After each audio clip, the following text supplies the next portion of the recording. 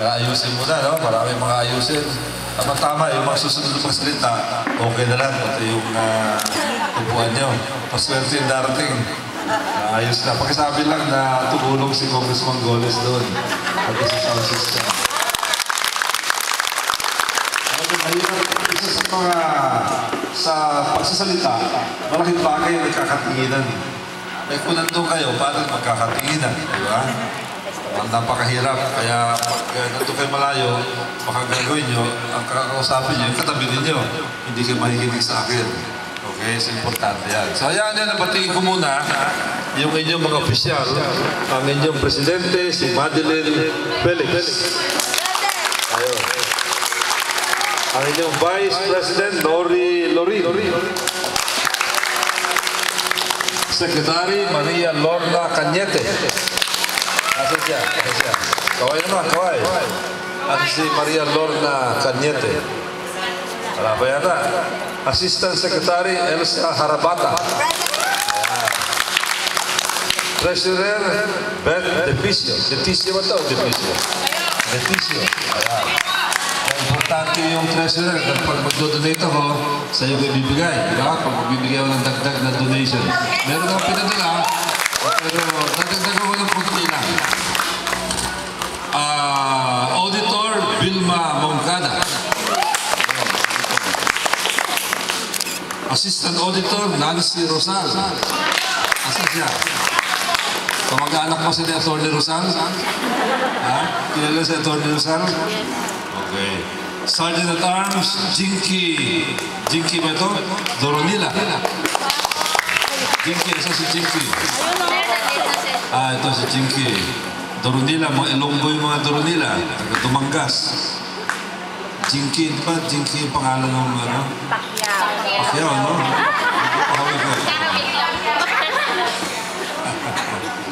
Si Ethel Paro. Sergeant at Arms, Ethel Paro. At PRO Lorena Paranaque.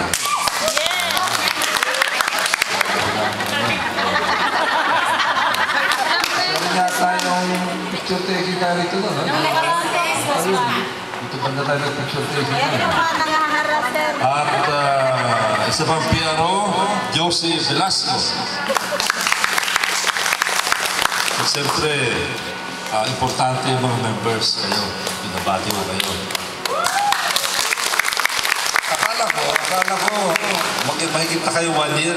Akala ko yung unang meeting natin dito doon, Christmas party din. Hindi pala, no? Induction din pala. So, bagong tatag yun. Bagong tatag. Ito lang masasabi ko, ako naman madalas yung bisita sa Lower Barangay. Palagi ko, lalaman ko ng pustahan kung sino pinakamaraming beses na namamasal sa lugar ninyo. Hindi siguro mahuli si Congressman Goles, no? Iba namamasal na kayo kadala sa inyo? Ikot doon, may okasyon o walang okasyon. Tapos, ang pinakamalaking infrastructure project sa inyo, yung lulusong mo doon. Na kung pwede na sana, pinalaki ko ba?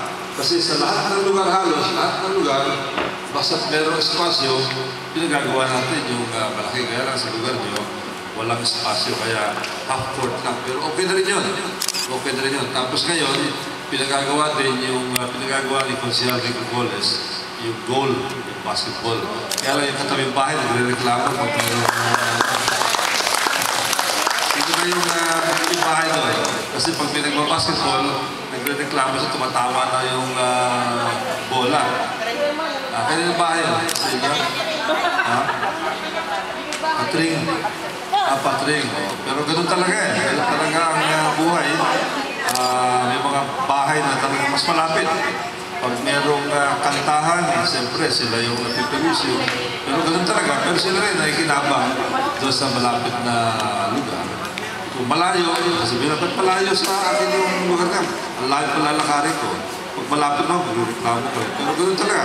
Kailangan meron isang lugar na ganun kayo. So, ako'y bumabati sa inyo. Yung marami sa inyo nakikinabang din sa PGH. Sino mga natulungan na ng PGH dito? Yung palibing natin. Huwag naman sana kailangan, pero minsan di natin maiwasan yan, no? yung palibing natin na libre. Huwag nyo lang i-upgrade kasi meron iba, pinapa-upgrade nila eh. Yung kasi ang ating palibing basic, no? Binabayad natin sa mga punerarya, 12,000. Ang medyo mahal ng konti yung Trinity, 13,000. Pero mas maganda ng konti yung service nila, pinakamababa lang 13,000. Pero pag magpa-upgrade kayo, mas malaki kayo magbabayad doon. Kaya lang, pag merong nagpapa-upgrade, at tinatanong ko, bakit siya nagpapa-upgrade? Kasi ito para sa mga hindi kayang magpalibing, di ba? Kung ipapa-upgrade mo, ibig sabihin kaya mo. Kung kaya mo, bakit ka tutulungan? Di ba ganun eh? Kaya yun ang pakiusap ko. Huwag yun na yung pa-upgrade para kasi ang punto natin dito, kawawa kasi mga namatayan.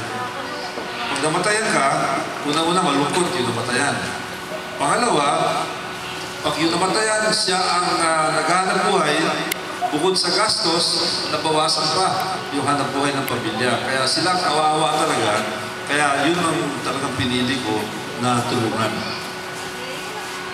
Yun ang ginawa natin priority. Kasi nabalita ako nung una na merong mga programa na kunyari libre yung palibing, pero hindi pa pala libre. May bayad din, pareho lang yung bayad.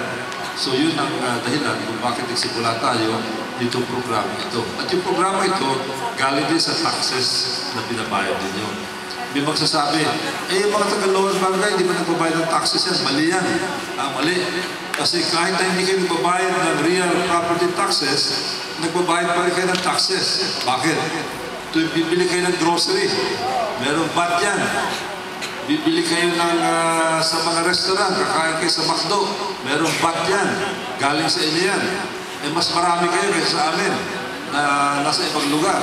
Kaya huwag kayong pumayag doon sa iba nagsasabi, hindi kayo nagbabayad ng taxes. Lahat nagbabayad ng taxes.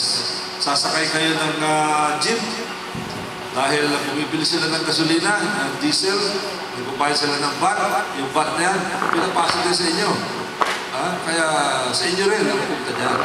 Kaya lahat taxpayer. Lahat ng bumibili ka ng mga maliit na bata, basta bumili sila sa mga grocery, bumili sa McDo, bumili sa Tropical, sa Jollibee, nagbabayad sila ng taxes. Okay. At yung taxes na kinukuliktan na yan yung dyan nagkakalit yung pondo na gamit ko para magpagawa ng mga school buildings. Katulad dito dito. Meron pa kayo mga anak nag-aaral dito? Sa Antonio Elementary School. Halos lahat ng school building yan ay proyekto ni Congressman Torres. Alam niyo siguro yan.